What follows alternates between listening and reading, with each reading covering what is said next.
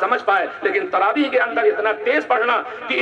پڑھنا کہ مد غننے کی کوئی رعایت نہ ہو، اور اسی طرح سے صحیح پڑھنے کی قدرت نہ ہو، اور وہ اس طرح پڑھے کہ اچھے جید حافظ اس کے پیچھے کھڑے ہوں اور ان کو بھی نہ محسوس ہو یہ کون سا پارہ پڑھ رہا ہے، یہ کون سی سورت پڑھ رہا ہے، تو پھر ایسا پڑھنا صحیح نہیں ہوگا۔ حدر پڑھنا جائز ہے، اچھا ہے۔ اور الحمدللہ وکفا وسلام علی عبادہ الذین اصطفى، اما بعد، اعوذ باللہ من الشیطان الرجیم، بسم اللہ الرحمن الرحیم۔ قال اللہ تعالی ورتل القرآن ترتیلا، قال النبی صلی اللہ علیہ وسلم ان هذا القرآن انزل على 7 احرف فقرؤوا ما تيسر منه۔ علامہ جزری کے اشعار ہیں، علامہ شاطبی کے بھی اشعار ہیں، والأخذ بالتجوید حتم اللازم من لم يجود القرآن آثم لأنه به الإله أنزل وهكذا منه إلينا وصل۔ حضرات گرامی اور علماء کرام، قراء کرام، حفاظ کرام، میں سب سے پہلے اپنے عزیزم حافظ قاری محمد سلمان قاسمی سلمہ کو مبارکبادی پیش کروں گا، اور خاص طور سے ان کے تمام یہاں کے رفقا اور ان کے تمام اس بستی کے رفقا جنہوں نے اس پروگرام کو سجایا۔ حقیقت میں ہمارے جو اناؤنسر صاحب ہیں، ماشاءاللہ ان کی اناؤنسری بھی اتنی خوبصورت، اتنی جامع اور اتنی عمدہ ہے کہ اللہ تبارک تعالیٰ ان کے اس حوصلے کو اور بلند فرمائے، اور آپ حضرات کے اس عشق کو اور اللہ تبارک تعالیٰ استحکام فرمائے۔ اور خاص طور سے ہمارے اور آپ کے درمیان جو ابھی ہمارے اور آپ کے محترم حضرت مولانا مفتی عبدالسمیع صاحب دامت برکاتہم نے جو خطاب کیا ہے، اور جو ہمیں قرآن پاک سے جوڑنے والی دعوت کے طور پر ہمیں اور آپ کو نصیحت کی ہے، اللہ تبارک تعالی ہم سب کو اس پر عمل کرنے کی توفیق عطا فرمائے۔ ظاہر بات ہے کہ اس وقت جو وقت ہے اور جو وقت اس پروگرام کو، اس اجلاس کو دیا گیا تھا، وہ پورا ہو گیا ہے، لیکن ہم یہاں کی جو انتظامیہ ہے ان کو بھی ہم بہرحال مبارکبادی دیں گے کہ انہوں نے اللہ تبارک تعالیٰ کا کلام سننے سنانے کی غرض سے اور مزید موقع دیا کہ انہوں نے کوئی ایسی سختی اور ایسا کوئی معاملہ نہیں کیا کہ اس پروگرام کو فوری ختم کر دیا جائے، لیکن عزیزم حافظ قاری محمد سلمان صاحب نے آگے اطلاع دی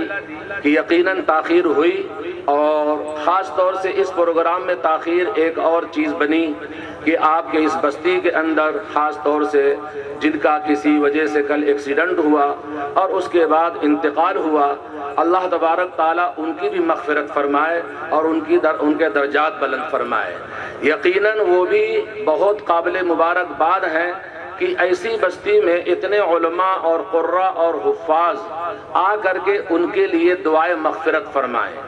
اور ظاہر بات ہے دنیا کے اندر ہمارے آنے کا مقصد ہی یہی ہے کہ ہماری مغفرت ہو جائے۔ ایک جملہ اگر حضرت مولانا عبدالسمیع صاحب کی چیزوں کو لیا جائے اور اس پر تکرار کیا جائے تو ظاہر بات ہے کہ وہ اچھی بات نہیں ہوگی، لیکن جو آیت پڑھ دی حضرت مولانا نے، وَلِلَّهِ الْعِزَّةُ وَلِرَسُولِهِ وَلِلْمُؤْمِنِينَ وَلَكِنَّ الْمُنَافِقِينَ لَا يَعْلَمُونَ، اگر اس آیت کو ہم اور آپ سمجھ جائیں تو ہم سب اور آپ کامیاب ہیں۔ اور ظاہر بات ہے یہ ایسی آیت ہے کہ اس کے علاوہ ہمیں اور آپ کو کیا چاہیے۔ اور دوسری آیت اس سلسلے میں مثال کے طور پر جیسے اللہ تبارک تعالیٰ نے فرما دیا، قال اللہ تعالیٰ ان الدین عند اللہ الاسلام، بے شک اللہ تبارک تعالیٰ فرماتے ہیں کہ دین اسلام ہی میرے نزدیک پسندیدہ دین ہے۔ اب یہ دو چیزیں اگر ہم آپ اس کو سمجھ لیں کہ ان الدین عند اللہ الاسلام، اور وَلِلَّهِ الْعِزَّةُ وَلِرَسُولِهِ وَلِلْمُؤْمِنِينَ وَلَكِنَّ الْمُنَافِقِينَ لَا يَعْلَمُونَ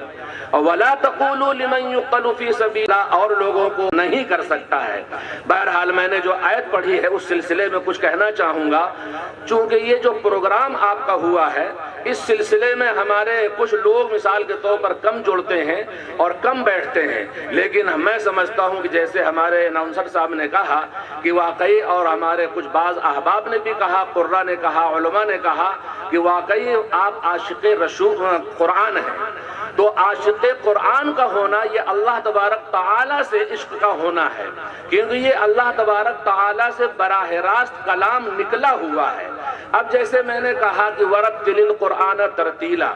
اللہ تبارک تعالیٰ فرماتے ہیں قرآن پاک کو ترتیل یعنی تجوید اور قرات کے ساتھ پڑھو۔ اور کیوں پڑھو؟ خود اللہ تبارک تعالیٰ نے دلیل کے طور پر دوسری آیت فرمائی ہے وَرَتَّلْنَاهُ تَرْتِیلًا، اللہ تعالیٰ نے فرمایا کہ میں نے جو تجوید اور قرات کے ساتھ پڑھنے کے لیے قرآن کہا،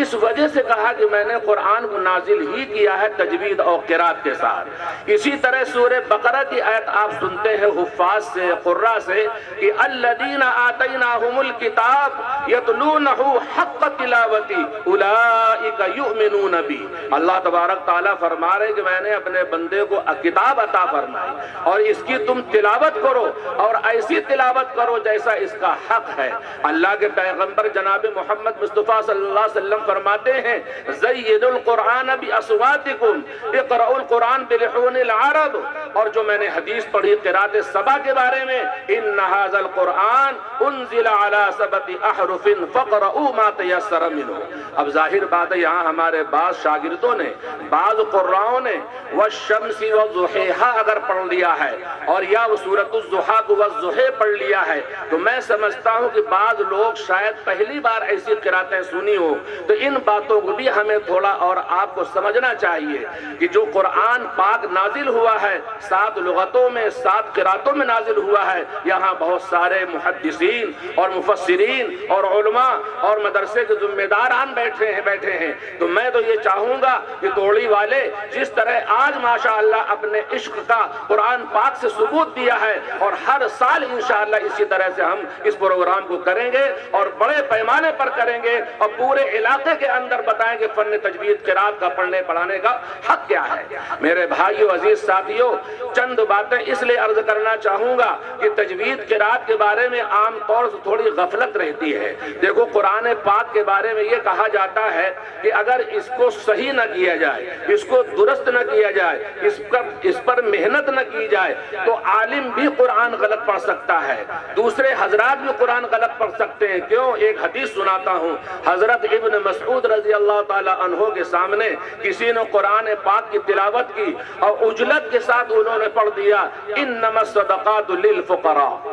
اب یہاں ہمارے علماء اور قراء اور صلحاء سب بیٹھے ہیں، جانتے ہیں کہ انا کے اندر عجلت میں غنہ چھوٹ گیا، اور خاص طور سے للفقراء کے اندر مد جو 3 مد الف تھا اس کو چھوڑ دیا اور جلدی میں پڑھ دیا للفقراء۔ تو ظاہر بات ہے حضرت ابن مسعود رضی اللہ تعالی عنہ نے کہا بھائی جو آپ نے قرآن پاک پڑھا، ہم نے اللہ کے پیغمبر جناب محمد مصطفیٰ صلی اللہ علیہ وسلم سے اس طرح قرآن نہ پڑھا ہے اور نہ سنا ہے۔ جب ابن مسعود رضی اللہ تعالی عنہ نے یہ بات فرمائی تو دیکھیں اس وقت کے فوراً ایسے لوگ تھے کہ فوراً متوجہ ہوئے اور اپنی غلطی کا اور اپنے غلط پڑھنے کا احساس کر کے کہا کہ فرمائیے اور پھر بتائیے کس طرح سے آپ نے اللہ کے رسول جناب محمد مصطفیٰ صلی اللہ علیہ وسلم سے پڑھا۔ تو اب حضرت عبداللہ ابن مسعود رضی اللہ تعالی عنہ پڑھ کے بتاتے ہیں انما الصدقات للفقراء۔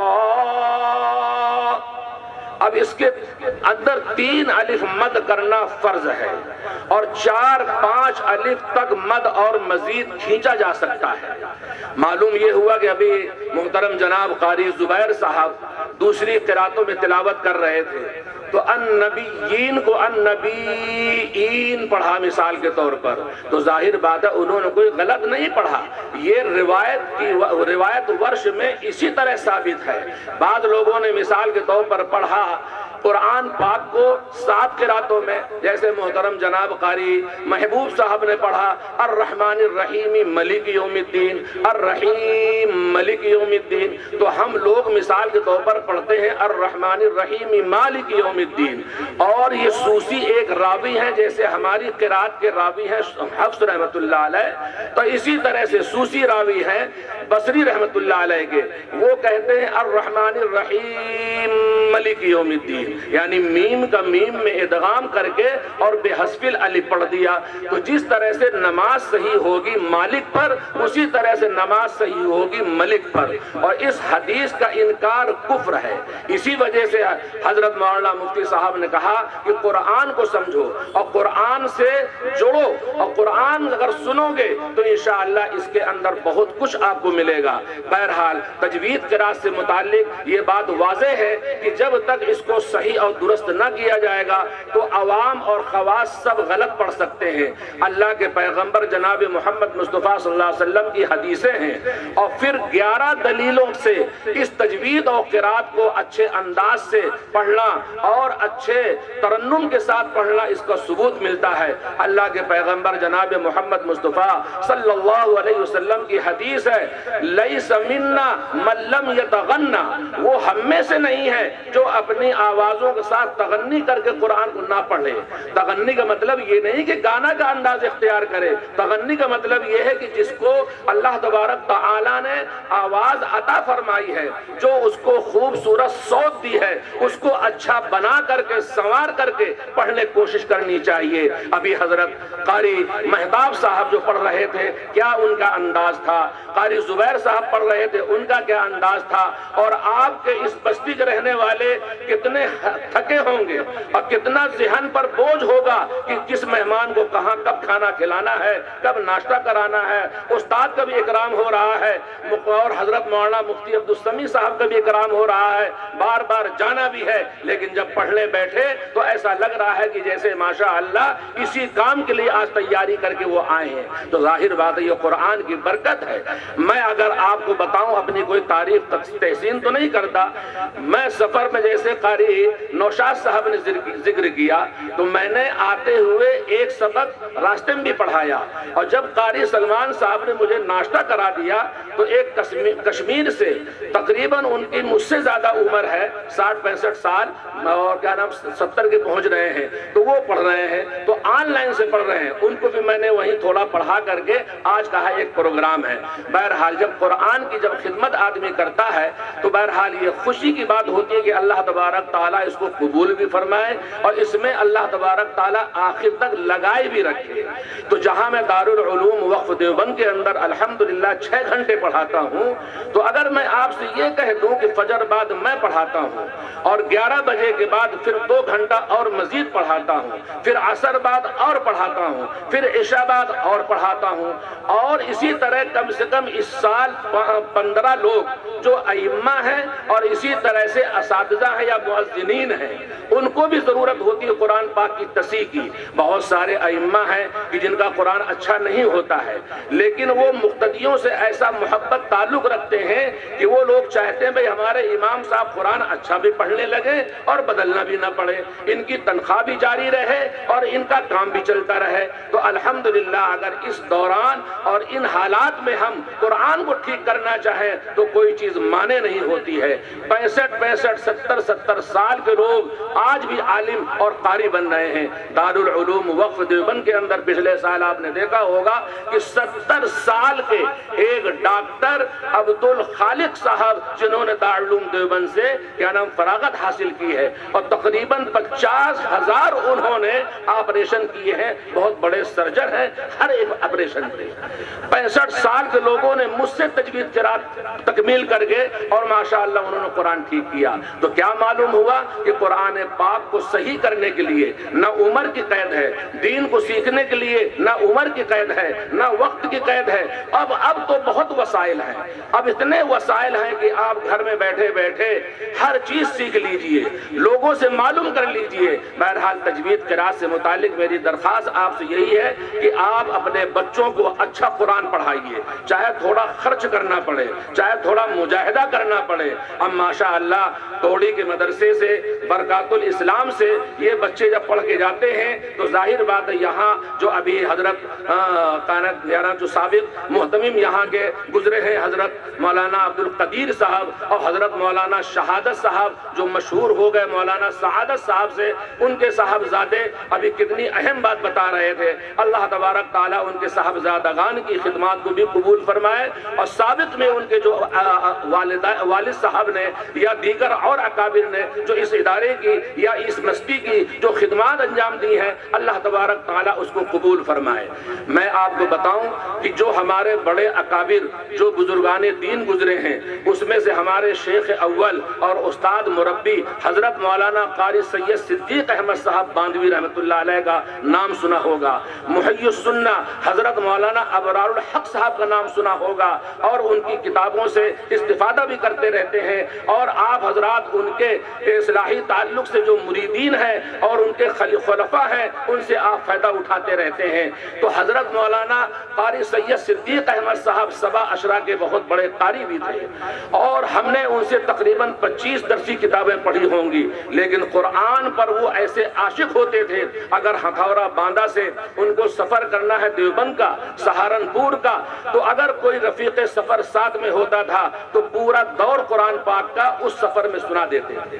ماشاءاللہ اتنا ان کو انہماک تھا، اور 74 سال کی عمر پائی اور کبھی انہوں نے تراویح میں قرآن پاک کا ناغہ نہیں کیا۔ انہی کے خلیفہ ابھی جلدی حضرت مولانا غلام محمد استانوی صاحب مرحوم ہوئے ہیں، اللہ تبارک تعالیٰ ان کے درجات بلند فرمائے۔ جیسے ابھی حضرت مولانا حضرت قاری سعادت صاحب کے صاحبزادے بتا رہے تھے کہ تہجد کے وقت میں اٹھا اور میرے والد رو رہے تھے، تو حضرت مولانا حذیفہ صاحب جو حضرت مولانا غلام محمد استانوی صاحب کے صاحبزادے ہیں اور عقل کنواں مدرسہ اشاعت العلوم کے اب وہ محتمم بنے ہیں،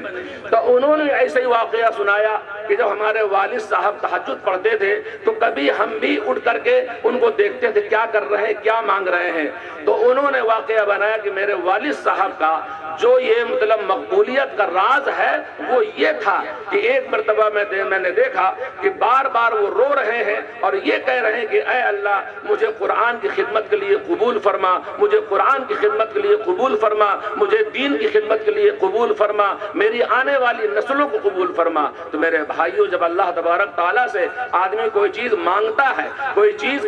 اللہ سے لو لگاتا ہے، تو اللہ تبارک تعالیٰ اس کو عطا فرماتے ہیں۔ آج ان کی خدمات کتنی بڑی ہیں اور کتنا اللہ نے ان سے کام لیا ہے، اور کتنی مساجد کے ذریعے سے اللہ تبارک تعالیٰ نے ان سے کام لیا، اور قرآن کا ایسا شغف تھا کہ اسپتال میں ہے لیکن وہیں قرآن پاک بھی سن رہے ہیں۔ تو میں نے ابھی سنایا حضرت مولانا صدیق صاحب باندوی رحمۃ اللہ علیہ، ہم لوگ جب ہتھورا مادم پڑھتے تھے تو 10-11 درجے ہوا کرتے تھے، تمام درجات کے حفظ کا امتحان حضرت مولانا قاری سید صدیق صاحب باندوی لیتے تھے، بخاری شریف پڑھاتے تھے، ترمذی شریف پڑھاتے تھے، ہدایہ پڑھاتے تھے، لیکن تجوید کی قرات بھی پڑھاتے تھے۔ حضرت مولانا ابرار الحق صاحب اگر وہ کسی مسجد میں آ جاتے تھے، اگر کسی نے اذان تکبیر غلط کہہ دی تو حضرت مولانا اچھے انداز سے سمجھاتے تھے، جیسے عام طور سے اذان اور تکبیر کے بارے میں ہم اور آپ اور خاص طور سے عوام ہماری تھوڑی غفلت برتتی ہے، اور تو کچھ اذان کی غلط الفاظ بھی ادا ہوتے ہیں، تو اس کی بھی اصلاح ہونی چاہیے۔ ہمارے بزرگوں نے، ہمارے بڑوں نے ان تمام چیزوں پر روک ٹوک کی ہے، اور ان چیزوں پر اگر روک ٹوک نہیں کریں گے تو دینداروں کی، اہل علم کی پکڑ ہوگی۔ جیسے میں نے ابھی سنایا کہ حضرت عبداللہ ابن مسعود رضی اللہ تعالی عنہ کے سامنے کسی نے جلدی میں پڑھ دیا انما الصدقات للفقراء، اور 3 الف مد ہونا چاہیے۔ کیا ہم اور آپ جلدی پڑھتے نہیں ہیں؟ اولئک علی ھدی من ربہم واولئک هم المفلحون، 3 الف مد کرنا اس میں فرض ہے، واجب ہے، اور 4-5 الف مد اور زیادہ کھینچا جا سکتا ہے۔ اسی کو ملا علی قاری یہاں ہمارے اسٹیج پر اور کچھ علماء محدثین مفسرین بیٹھے ہیں، حضرت مولانا ملا علی قاری رحمۃ اللہ علیہ بہت بڑے محدث ہیں اور بہت بڑے مثال کے طور پر نحوی ہیں، بہت بڑے قاری بھی ہیں۔ انہوں نے یہ کہا ہے اگر کوئی شخص غیر المغضوب علیہم ولا الضالین اور للملائکتی اولئک علی ھدی من ربہم جیسے کلمات پر جس کو مد واجب کہتے ہیں اور مد لازم کہتے ہیں، اگر کوئی مد نہ کرے تو لہن جلی ہے، اور لہن جلی کا پڑھنا سننا دونوں حرام ہے۔ تو میرے بھائیو عزیز ساتھیو، ہم اور آپ آج طے کریں کہ اپنے بچوں کو اور بچیوں کو ہر اپنے ماتحت جو ہماری اولادیں آنے والی نسلیں ہیں، قرآن کو اچھا پڑھائیں گے، صحیح پڑھائیں گے، اور ایسی جگہوں پر پڑھائیں گے جو تلفظ کے اعتبار سے صحیح ہو اور درست ہو، بعد میں زحمت اور پریشانی نہ ہو۔ مجھے امید ہے کہ انشاءاللہ آپ ان چیزوں پر توجہ کریں گے اور خاص طور سے ان چیزوں پر دھیان دیں گے، اور انشاءاللہ اپنے گاؤں کے اندر اور جتنے بھی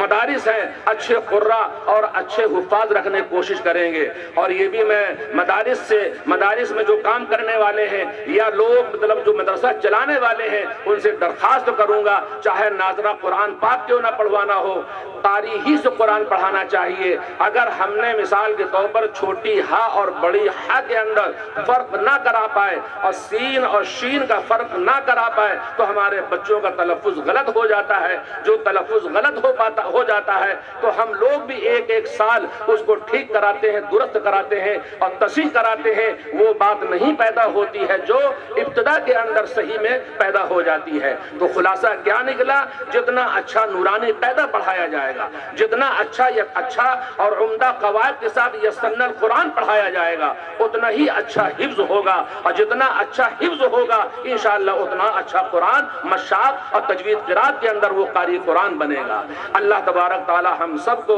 خاص طور سے قرآن کو صحیح پڑھانے کی توفیق عطا فرمائے۔ تو یہ عمل تجوید فرض عین ہے، اور علم تجوید 4 اشراس کیا ہے؟ اس کا پورے علم کا احاطہ کرنا یہ فرض عین نہیں بلکہ فرض کفایہ ہے۔ اب قاری سلمان صاحب نے دارالعلوم وقف سے سند فراغت سبا کی اور حفظ کی حاصل کر رکھی ہے، وہ اپنے گاؤں بیٹھ کر کے بستی میں بیٹھ کر کے اب کام کر رہے ہیں اور انشاءاللہ کرتے رہیں گے۔ یہ اسی کی برکت ہے کہ یہ قاری قرآن بن کے آئے۔ ان کے والد حافظ قرآن ہیں، اس سے پہلے بھی میری اس بستی کے اندر حاضری ہوئی ماشاءاللہ، اس مرتبہ کافی دنوں کے بعد حاضری ہوئی، اور امید رکھتا ہوں کہ انشاءاللہ بار بار حاضری ہوگی، اور اسی طرح سے انشاءاللہ آپ حضرات یہ پروگرام کرتے رہیں گے۔ اللہ تبارک تعالی ہم سب کو ان سب باتوں پر عمل کرنے کی توفیق عطا فرمائے، اور جلسے کو خوب اللہ قبول فرمائے۔ ان چیزوں کی کبھی مخالفت نہیں کرنی چاہیے۔ حضرت مولانا عبدالسمیع صاحب کیا فرما گئے؟ اگر قرہ سے اور علماء سے بغض ہوگا تو اللہ سے رحمان سے بغض ہوگا۔ تو اس وجہ سے قرآن پڑھنے والوں سے، قرآن پڑھانے والوں سے اور قرآن کے دین کی باتوں کو سکھانے اور سیکھنے والوں سے بغض کرنے کی ضرورت نہیں، عداوت کرنے کی ضرورت نہیں۔ اگر ان سے کوئی اختلاف بھی ہے تو اس کو اچھے انداز سے درست اور صحیح کرنے کی کوشش کرو۔ اور یہ تقریباً جو چیزیں ہو رہی ہیں، یعنی یہ قرآن کا پڑھنا پڑھانا اور مجلس محفل قرات کا ہونا یہ بہت ضروری ہے۔ آج کتنے ایسے لوگ ہوں گے مجھ سے، جیسے حضرت مفتی صاحب نے کہا، تو جیسے یہاں کے کچھ عوام جب مجھ سے تاریخ لینے گئے قاری سلمان صاحب، تو ان کے ساتھ کچھ نوجوان بھی تھے،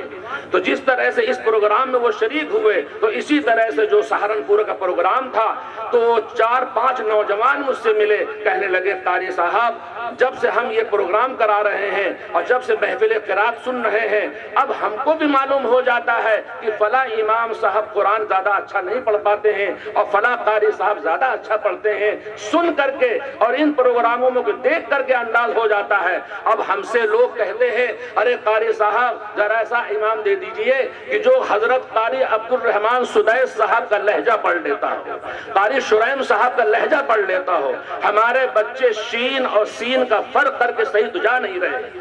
ہا اور ہا کا فرق کر کے تو صحیح جا نہیں رہے، تو ان کو لہجے کب سکھائے جائیں، ان کو ترنم کب سکھایا جائے، ان کو دوسرے لہجے کب بتائے جائیں؟ تو ظاہر بات ہے جیسی محنت ہوگی، جیسا مطلب بنیاد ہوگی، اسی اعتبار سے آگے کام بڑھتا ہے۔ اقرؤ القرآن جو کہا گیا ہے کہ عرب کے لہجوں کے مطابق پڑھنے کی کوشش کرو۔ کیوں؟ عرب کے پڑھنے میں غایت بے تکلفی ہوتی ہے، ان کے پڑھنے میں تجوید قواعد کی رعایت ہوتی ہے، اس وجہ سے کہا ہے حدیث پاک کے اندر اقرأوا القرآن بلحون العرب، اپنے طور پر نہ اس میں گھٹانا ہے نہ بڑھانا ہے۔ یہ تجوید و قرات دودھ کے مانند کہا گیا ہے، اگر دودھ میں کوئی گندی چیز پڑ جائے تو اس کو آپ دودھ نہیں کہیں گے، اگر اس میں تجوید قرات قرآن کے پڑھنے پڑھانے میں کمی زیادتی کی جائے گی تو کہتے ہیں یہ کوڑ اور برس کے مانند چیز پیدا ہو جائے گی۔ اسی کو علامہ شاطبی فرماتے ہیں وَمَا لِقِيَاسٍ فِي الْقِرَاءَةِ مَدْخَلٌ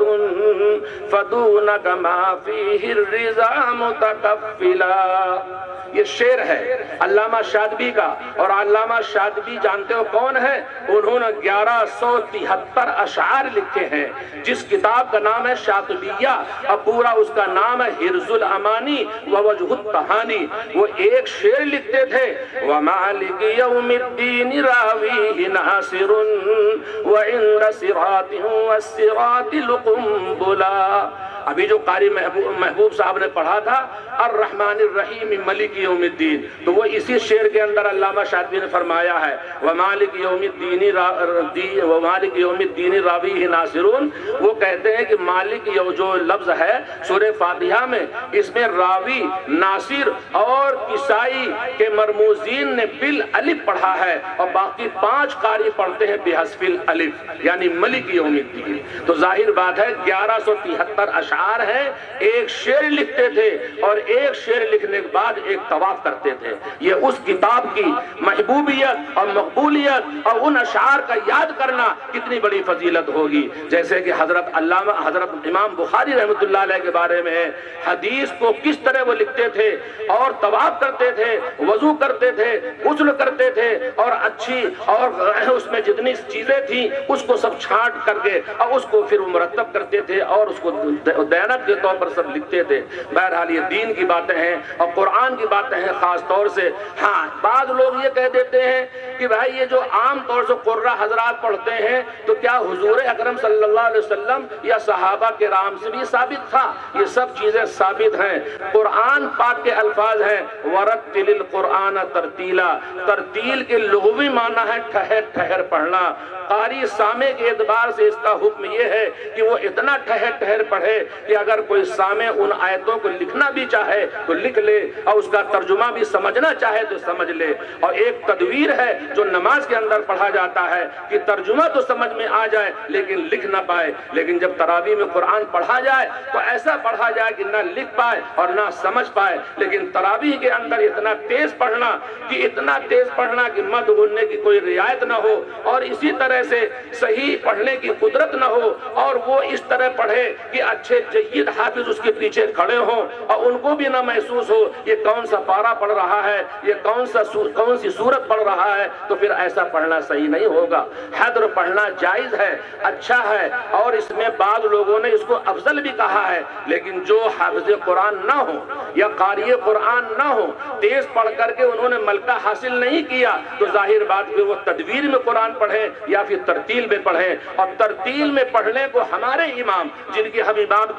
قرات پڑھتے ہیں امام عاصم، ان کے نزدیک سمجھ لیجئے اولا اور بہتر بتایا گیا ہے۔ اب ظاہر بات ہے ترتیل کا پڑھنا نماز میں یا تدویر کا پڑھنا تراویح میں یہ مشکل کام ہوگا، تو اس وجہ سے مثال کے طور پر آپ کو ترتیل بھی سنایا جاتا ہے، تدویر بھی سنایا جاتا ہے، حدر بھی سنایا جاتا ہے۔ آپ نے تقریباً ترتیلاً تو سن لیا، میں بھی مجھ سے بھی درخواست کی گئی تھی کہ میں کچھ پڑھتا، لیکن ظاہر بات ہے جانتے ہو کہ تھکا تھکایا جو آدمی ہوتا ہے تو پڑھنے میں کبھی تکلف تو نہیں ہوتا ہے لیکن پڑھ دیا جاتا ہے۔ تو میں چند آیتیں ان حفاظ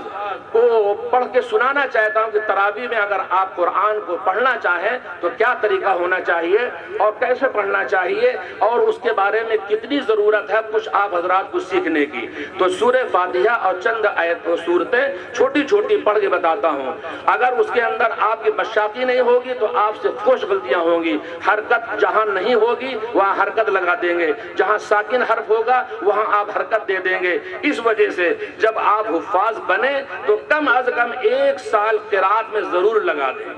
اگر 1 سال آپ لگا دیں گے انشاءاللہ 4 چاند لگ جائیں گے، پھر آپ تیز بھی پڑھ لیں گے، اچھا بھی پڑھ لیں گے، رواں بھی پڑھ لیں گے اور صاف ستھرا بھی پڑھ لیں گے۔ 1-2 صورتیں پڑھ کر کے کہ دعا ہو جائے۔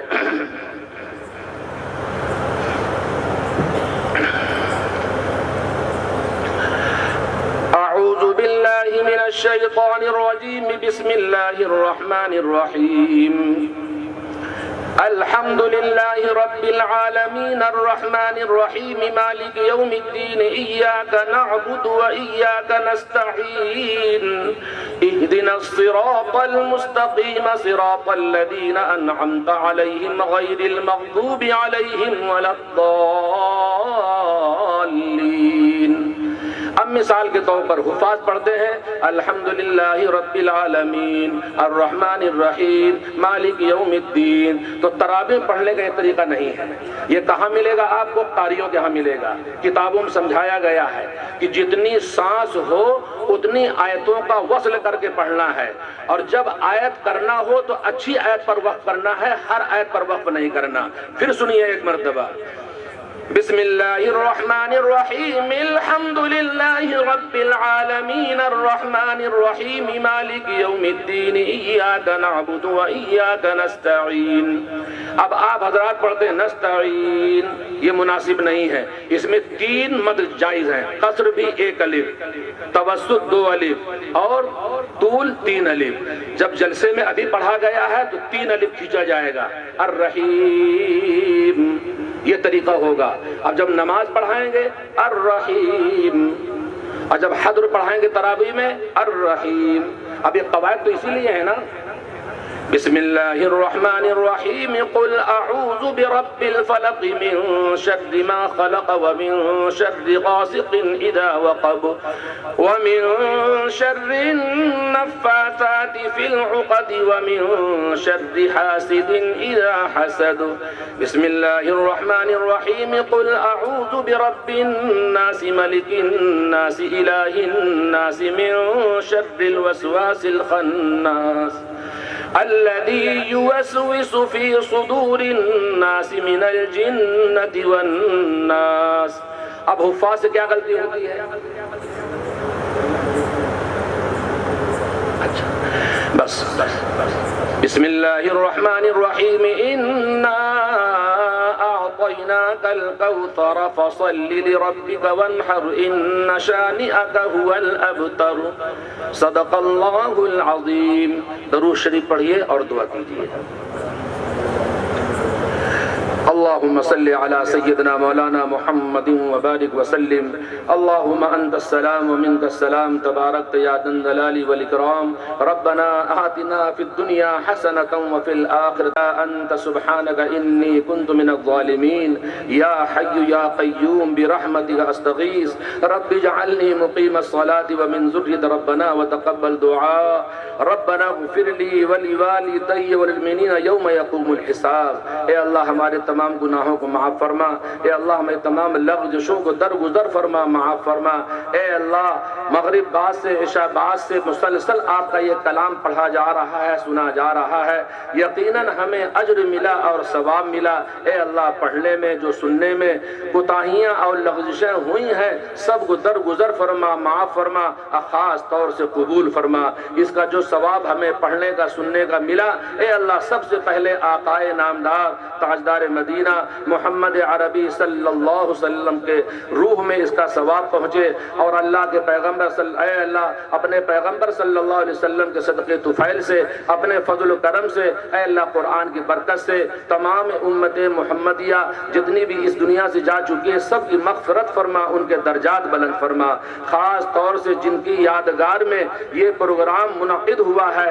خاص طور سے حضرت مولانا عبد القدیر صاحب اور حضرت مولانا حضرت قاری سعادت یا شہادت حسین صاحب، اے اللہ ان کی مغفرت فرما، ان کی دینی خدمات کو سب کو قبول فرما، سب کو قبول فرما۔ خاص طور سے ہمارے جتنے بھی اعزاء اقارب اس دنیا سے جا چکے ان سب کی مغفرت فرما۔ اے اللہ جتنے لوگ یہ موجود ہیں یا موجود نہیں ہیں، کسی ضرورت سے وہ چلے گئے، اے اللہ جن کی جو ضرورتیں ہیں سب کو پورا فرما، سب کو پورا فرما۔ اے اللہ یہ آپ کے کلام کو سننے آئے تھے، آپ کے کلام کی وجہ سے یہ بیٹھے ہیں، اے اللہ ان کے دل کی آرزوؤں کو پورا فرما، دل کی تمناؤں کو پورا فرما، جو نیک بے اولاد ہیں ان کو نیک اولادیں عطا فرما، جو مسلمان ناجائز گرفتار ہے اللہ تعالیٰ ان کی رہائی عطا فرما، اے اللہ تمام دینی مدارس مکاتب مساجد کی حفاظت فرما، اے اللہ اس ہونے والے پروگرام کو خاص طور سے محفل قرات کو اور جتنے بھی اشعار اور نعتیں پڑھی گئیں اور جتنے بھی بیانات ہوئے سب کو قبول فرما، اے اللہ ہمارے سننے میں بتانے میں